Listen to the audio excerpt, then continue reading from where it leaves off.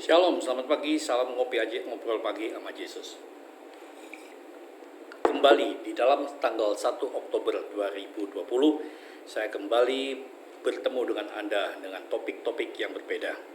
Nah, saudara-saudara yang dikasih Tuhan, ngobrol pagi sama Yesus adalah suatu hal yang harus menjadi kebiasaan bagi kita. Merenungkan firman Tuhan secara pribadi, merenungkan firman Tuhan bersama-sama, merenungkan firman Tuhan baik secara online atau apapun. Terlebih kita harus tetap mengasihi Tuhan. Saudara-saudara, kita akan berbicara pada hari ini adalah tentang kemiskinan. Kemiskinan, mengapa banyak orang disebut miskin, ada juga orang yang disebut kaya. Kemiskinan akan menimpa orang yang tidak memiliki rasa cukup dan tidak memiliki rasa syukur dalam segala kehidupannya. Tidak cukup dengan gaji berapapun yang ia terima, tidak merasa cukup. Dengan berkat berapapun yang ia terima juga tidak merasa cukup. Sehingga tidak timbul rasa syukur yang ia keluarkan dari dalam hatinya. Dan inilah orang yang disebut dengan orang yang miskin. Saudara, selalu meminta lebih dari orang lain. Selalu mengharapkan orang lain bisa memberi, dan dia cuma menerima saja. Meminta, dan selalu meminta. Artinya, tidak pernah merasa cukup dan bahkan tidak pernah memberi apapun dari dalam dirinya. Selalu ingin menjadi ember yang bisa menerima.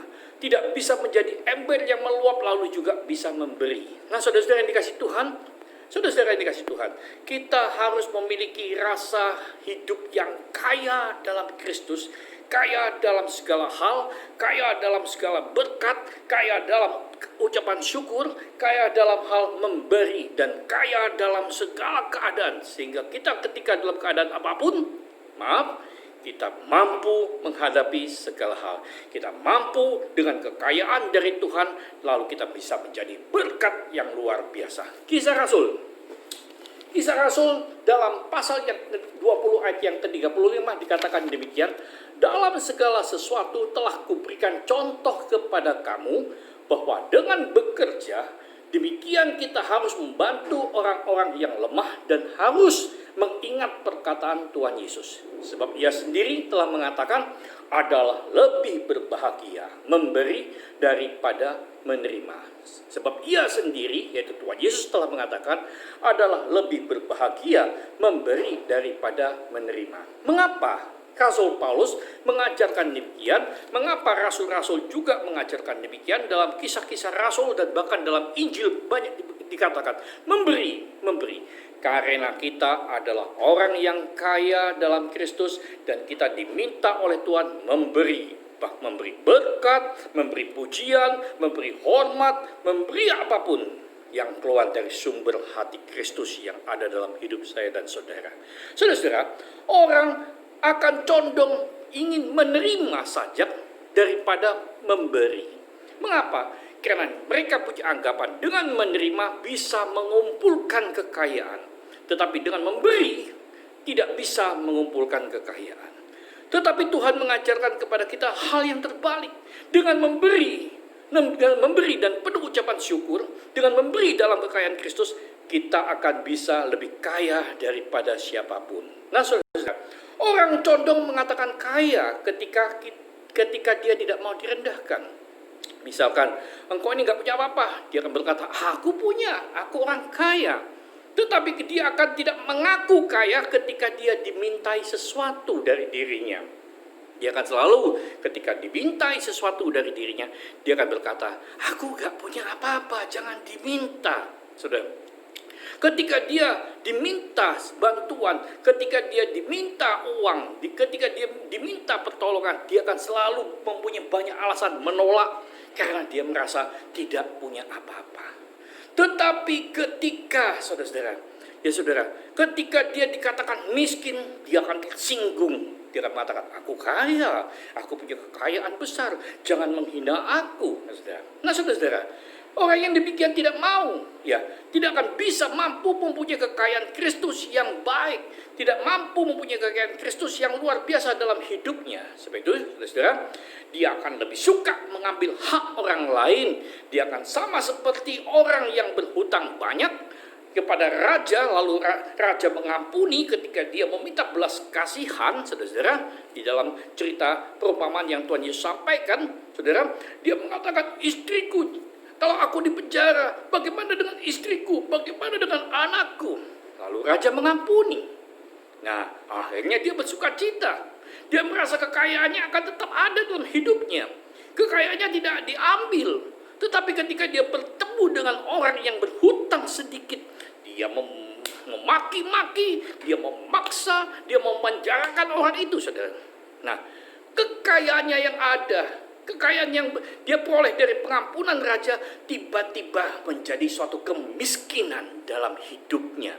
Saudara, kaya tidak bisa diukur dengan uang, tetapi kekayaan bisa diukur ketika engkau diminta oleh Tuhan belajar memberi. Bahkan belajar memberi pengampunan, belajar memberi berkat ilahi, belajar memberi kekayaan Kristus kepada orang lain. Nah, saudara, saudara, dengan demikian apakah orang ini bisa disebut orang kaya? Tidak, dia orang yang termiskin.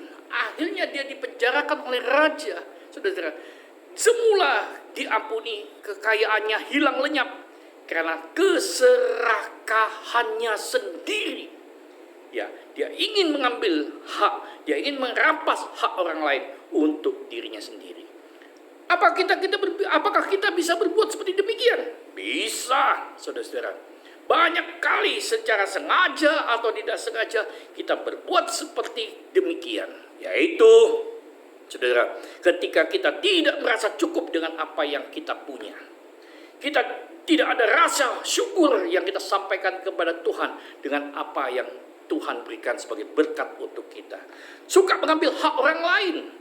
Dan bahkan ketika kita mengambil hak orang lain, kita tidak sadar, kita berkata, kapan Tuhan aku mengambil hak orang lain?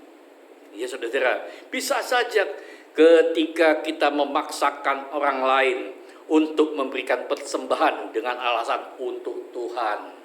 Saudara, banyak sekali kita berkata pada orang lain, kapan kamu memberikan persembahan untuk Tuhan? Kita seringkali berkata pada orang lain, mengapa kamu tidak memberi perpuluhan untuk Tuhan? Mengapa kamu tidak memberikan persembahan gereja untuk Tuhan? Mengapa kamu tidak memberikan uang untuk Tuhan? Padahal ketika orang itu mempersembahkan kepada gereja, ketika orang itu memberikan persembahan kepada rumah Tuhan, siapa yang mengelola? Belum tentu orang yang mengelola itu benar-benar digunakan untuk Tuhan. Nah, kesengajaan atau ketidaksengajaan seperti demikian inilah yang disebut merampas hak orang lain. Apalagi pada masa-masa pandemi seperti ini. Banyak orang yang di PHK, banyak orang yang tidak punya pekerjaan, banyak orang yang sudah tidak punya keuangan dan lain sebagainya. Jangan dipaksakan dengan embel-embel untuk Tuhan. Sudah dikasih Tuhan. Matius 23 ayat 23 mengatakan demikian. Injil Matius 23 ayat 23 mengatakan demikian. Celakalah kamu, hai ahli Taurat dan orang-orang Farisi. Hai kamu orang-orang munafik. Sebab persepuluhan dari selasih, adas manis dan jintan kamu bayar. Tetapi yang terpenting dalam hukum Taurat kamu abaikan. Yaitu keadilan dan belas kasihan dan kesetiaan. Keadilan, belas kasihan dan kesetiaan kamu abaikan. Saudara, yang satu harus dilakukan dan yang lain jangan diabaikan. Bolehlah kita mengajukan orang lain memberikan persembahan, tetapi harus ada satu titik tolak dalam diri kita, kebaikan hati Kristus untuk kita memperhatikan mereka juga, saudara. Ya, untuk Tuhan berarti juga untuk domba-domba yang digembalakan. Untuk Tuhan berarti untuk jiwa-jiwa yang Tuhan tebus. Perhatikan, ada belas kasihan, ada suatu keadilan, ada suatu pengharapan yang kita sampaikan kepada mereka, kita tabur juga kepada mereka. Saudara-saudara, jangan melupakan orang yang sedang berkekurangan, jangan melupakan orang yang sedang membutuhkan yang ada di sekitar kita. Saudara, mengapa? Mengapa kita tidak boleh melupakan? Supaya kita kaya dalam Kristus. Supaya kita menjadi kaya dalam kekayaan Tuhan. Supaya kita benar-benar memiliki kekayaan surga, di mana Tuhan yang mempunyai dan kita juga memilikinya. Saudara. Kepedulian pada sesama akan membuat kita kaya. Kepedulian hamba Tuhan kepada domba-domba akan membuat hamba Tuhan itu kaya. Kepedulian pelayan-pelayan Tuhan kepada jiwa-jiwa Tuhan akan membuat pelayan Tuhan itu menjadi kaya. Saudara-saudara. Sebab itu belas kasihan menjadikan kita kaya dalam Kristus. Kepedulian menjadikan kita kaya dalam Kristus. Hidup dan keputusan bijak dalam masa-masa sulit, bahkan khotbah-khotbah yang bijak pun harus diberitakan dengan bijak. Supaya apa? Supaya menjadi kekayaan dalam Kristus. Kekayaan yang kita punya. Saudara, kekayaan inilah yang harus kita taburkan sebagai bentuk kepedulian. Saudara, haruskah kita kaya? Ya, kita harus kaya dalam Kristus. Kita harus menjadi kaya dalam Kristus. Dan kekayaan ini kita sebarkan, kita taburkan. Saudara, kaya dalam segala hal, yaitu kita kaya jika kita punya rasa cukup. Rasa cukupkah engkau hari ini? Engkau makan dengan cukup? Bersyukurlah, sebab belum tentu orang lain makan dengan cukup. Tetapi ketika kita melihat orang lain makan tidak cukup, ayo kita peduli dengan mereka. Cukupkah engkau berpakaian? Cukup. Kita peduli dengan mereka yang tidak punya pakaian. Berikanlah supaya mereka bisa berpakaian dan tidak menjadi telanjang. Itu kekayaan yang harus kita berikan. Kekayaan Kristus yang harus kita sampaikan kepada mereka. Saudara-saudara, haruskah kita kaya dalam segala hal? Ya, kita kaya jika kita penuh dengan ucapan syukur. Syukur dengan segala berkat yang Tuhan berikan kepada kita. Syukur dengan kesehatan yang Tuhan berikan kepada kita. Jangan kita takuti, jangan kita cemooh orang lain seolah-olah mereka, kenapa kamu takut? Kita tidak takut, tetapi kita peduli dengan orang yang membutuhkan. Kita peduli, kita tunjukkan bahwa kita kaya dalam Kristus. Kita peduli dengan yang ada di sekitar kita. Banyak orang yang belum bisa makan seperti kita. Banyak orang yang tidak bisa berpakaian seperti kita. Mari kita peduli. Karena saya yakin kalau kita peduli, maka saya berani berkata, kita kaya dalam Kristus. Pertanyaannya, seberapakah kamu kaya? Seberapakah kita kaya dalam Kristus?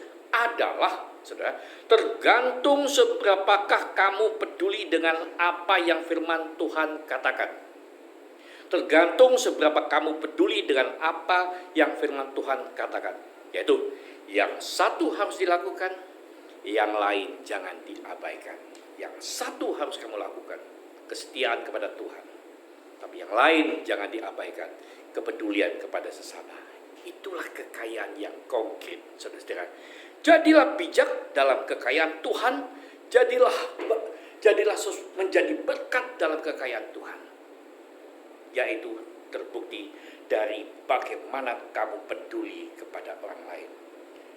Kalau engkau tidak peduli dengan orang lain, maka saya katakan, engkau adalah orang yang termiskin dalam dunia ini. Tetapi kalau kamu memiliki rasa peduli dengan orang lain, maka engkau adalah orang yang terkaya dalam dunia ini. Jadilah bijak dalam kekayaan Tuhan. Tuhan Yesus memberkati kita semua. Salam ngopi Aceh, ngobrol pagi sama Yesus. Tuhan Yesus memberkati kita. Jangan lupa, engkau kaya dalam Tuhan.